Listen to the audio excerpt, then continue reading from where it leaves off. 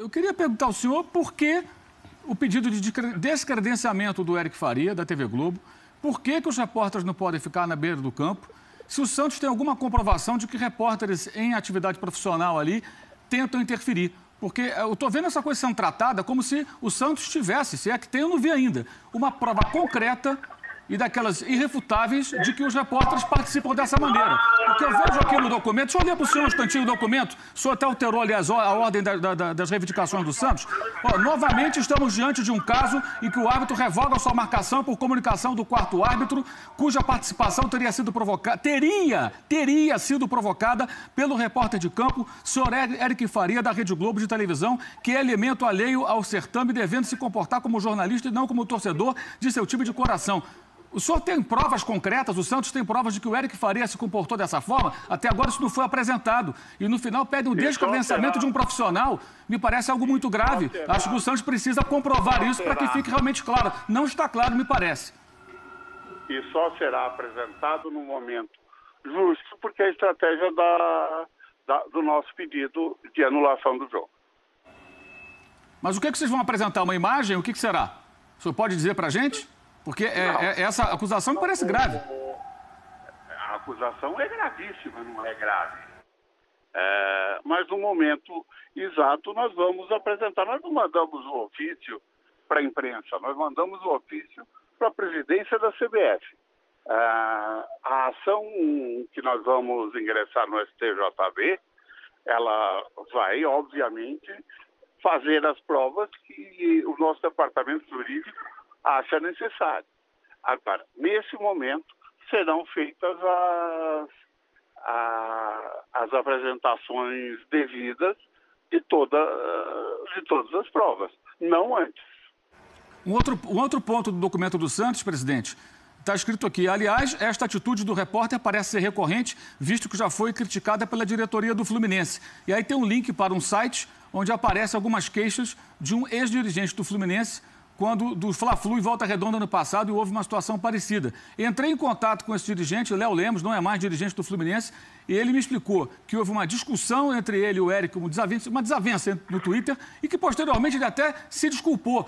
Não foi uma nota oficial do Fluminense, não foi uma posição institucional do Fluminense. Eu acho que mereceria uma reflexão por parte do Santos com relação a isso. As informações estão muito vagas nesse aspecto e me parece que atribuem a um profissional, até aqui sem provas concretas, algo que nós gostaríamos de ver. Porque agora estou vendo o Santos acusar um profissional, acusar um jornalista de um comportamento inadequado, mas até aqui nada foi mostrado. Então, seria interessante que o senhor, como presidente, acelerasse esse processo, porque pode ser a estratégia do Santos, ok, mas me parece muito grave apontar para um profissional como se ele tivesse agido de forma errada, sem nenhuma prova concreta até aqui, né? E eu quero fazer uma pergunta ao senhor. Os repórteres do Esporte Interativo, com o qual o Santos assinou um contrato para 2019 e diante, também não vão poder ficar à beira do campo ou só os da Globo?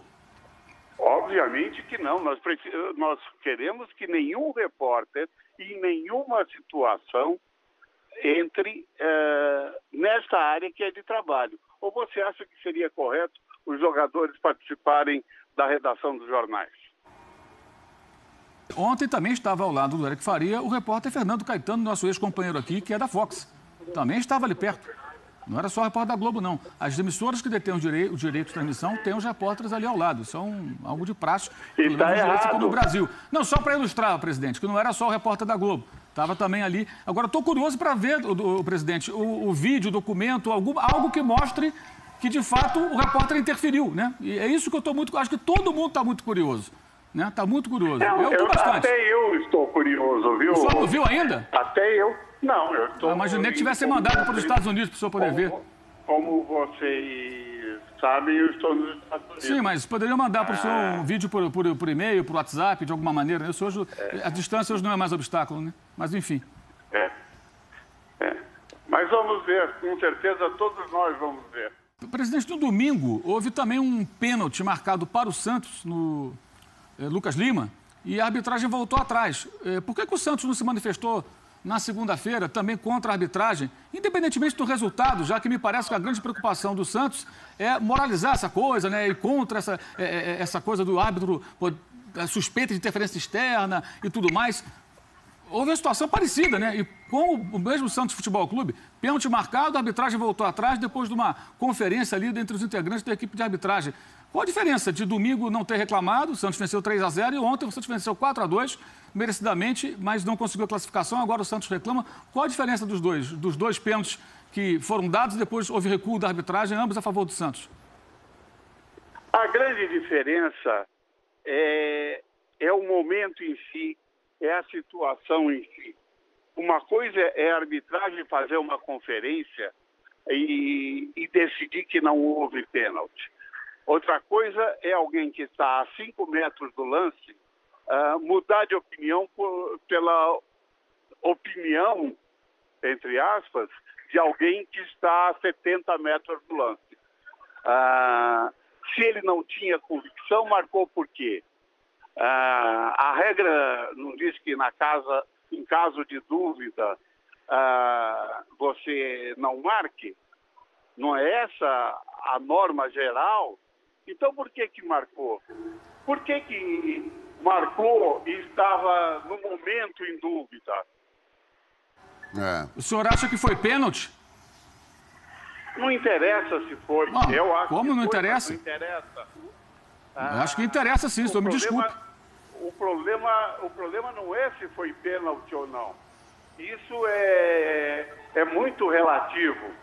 Não, só perguntei a sua opinião. Então, se o senhor acha que foi eu ou não. acho que foi. Eu acho que o pé do jogador do Flamengo atinge o Bruno Henrique.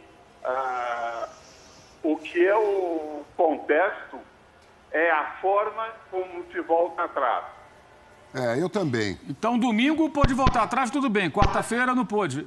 Não, mas são situações diferentes. Eu não acho, não, João. Eu acho incoerente. Eu acho que a diferença é que num jogo foi bom, no outro jogo não foi bom para o Santos. Não é. Acho que os dirigentes advogam sempre em causa própria, é lamentável. Mas é o direito do presidente do Santos.